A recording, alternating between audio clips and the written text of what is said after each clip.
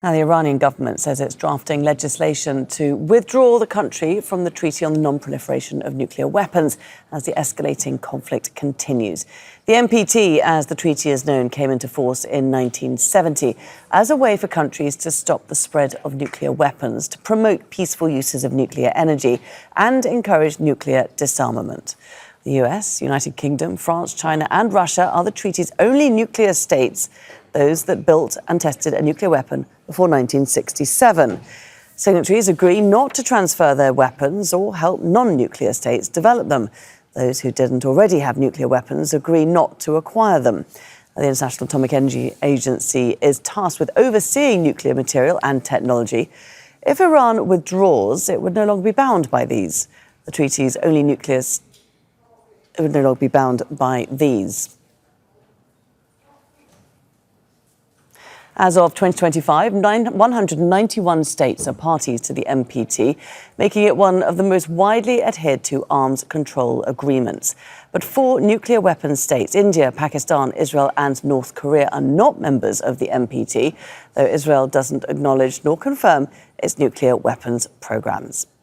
Mark Fitzpatrick is an Associate Fellow for Strategy, Technology and Arms Control and the former Director of the Non-Proliferation Programme at the International Institute for Strategic Studies, and he joins us from Vienna. Very good to speak to you. First of all, what would be the impact of Iran withdrawing from the NPT? Would it mean that Iran is then free to build a nuclear weapon? It removes Iran's legal obligation not to build a nuclear weapon. The NPT is the only treaty that Iran adheres to now, which prohibits it. So yes, Iran would be free. And Iran would also be free to engage in nuclear activities without the oversight monitoring of the International Atomic Energy Agency. It's possible Iran could continue to accept monitoring, but the NPT is the treaty that requires this monitoring. And if Iran pulls out of the NPT, I assume they would kick out the inspectors. And how likely is it that you think that Iran would actually withdraw from the NPT, or would it just threaten to do this and use it as leverage in any negotiations that it might enter into in the future? Yeah, Iran has been threatening to pull out of the NPT for several years, threatening this as leverage in diplomacy. They've threatened it over various things. But now, given the enormity of the situation that Iran faces, I think it's beyond the time where they would use it for leverage. I think they would have to feel like they have to respond very visibly in some big fashion. And pulling out of the NPT is one of the few cards actually they can play on the diplomatic stage. Now, Russia, of course, is signatory to the NPT.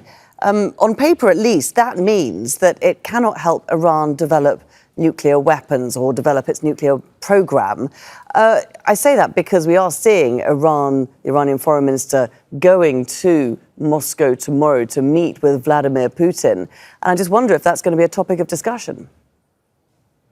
Well, absolutely, it would be a topic of discussion. But I think the topic is not that Iran would ask Russia for help building a nuclear weapon. That's beyond the pale. Russia, I see no reason that Russia would do that. What Iran would be asking for is diplomatic assistance to block any moves by the UN Security Council to impose any penalties on Iran. There is a set of penalties that European states have been ready to reimpose, and Iran will ask Russia's help in blocking that, and in pouring scorn and trying to castigate the United States. In your previous conversation, that talked about illegalities and so forth. Are you concerned that there might be a ripple effect if Iran withdraws from the NPT? Other countries might be looking to do the same. Oh, yes, I'm very concerned about that. I've been concerned about that for quite a while now. If Iran pulls out of the NPT, it doesn't necessarily mean that any other country would, but Saudi Arabia has vowed to match Iran if Iran were to go for nuclear weapons. And if Iran pulls out of the NPT, that would be a signal that Iran was seeking to pursue nuclear weapons in secret. Not necessarily the case, but that was what everyone would understand it to mean. And so Saudi Arabia, I think, would think about pulling out itself. And there might be other countries. Egypt, for example, has long been concerned that Israel doesn't face any international monitoring. And Egypt says that's unfair. And so Egypt, if others pulled out, might think that it would be worth their while to pull out. And, there could be other countries around the world similarly fed up with the international nuclear order. And Mark, if say the US, we're looking at the US attacking Iran, the US being a signatory of the NPT, they're attacking a fellow member of the NPT, they're attacking their nuclear facilities. What damage does that do to this treaty? So I'm on the other side of the issue as, for example, compared to your previous guest or maybe as a reporter, that I don't. The treaty doesn't, prohibit such an attack. I know there are other aspects of international law that would prohibit it, but I think America's friends, many of them, would see the attack as a legitimate geostrategic move by the United States to remove a threat. Iran's nuclear program is not a totally peaceful program.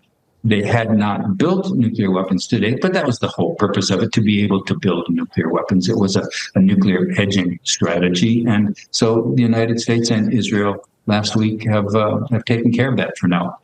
It'll probably come back. Well, yes, I mean, the US is saying that its attacks have decimated Iran's nuclear program. But what is the risk, in fact, that they've done the exact opposite? Yes, I think there's a huge risk that, in fact, they've done the exact opposite in terms of propelling Iran forward now to try to build a nuclear weapon as soon as possible. Iran has been on the verge, you could say, for several months, even years. They've had this nuclear capability, but they haven't done it. Now, there is little reason for them not to do it, that they've been bombed. And so I fully expect Iran to pull out of the NPT, expel the inspectors, launch on a program of a nuclear weapons program with now all the resources of the country devoted to it. They don't have their top nuclear scientists. Israel assassinated 9 of them, but they have enough others who could be brought up to speed and could carry the program forward. And Iran has a critical advantage in this program because, they had produced over 400 kilograms of 60% highly enriched uranium, very close to the 90% needed for nuclear weapons. That 60% HEU, highly enriched uranium, was in cylinders which Iran surely removed before the attack and hid somewhere. So if they still have these cylinders of 60% enriched uranium, they don't have too much further to go to move it up to 90. They've got to build centrifuges, they've got to assemble the centrifuges, but I think they'll be able to do that within a year or so. Okay, Mark Fitzpatrick, it was really interesting to speak to you. Thanks so much for taking the time to join us here on Al Jazeera. Thanks for having me. Make sure to subscribe to our channel to get the latest news from Al Jazeera.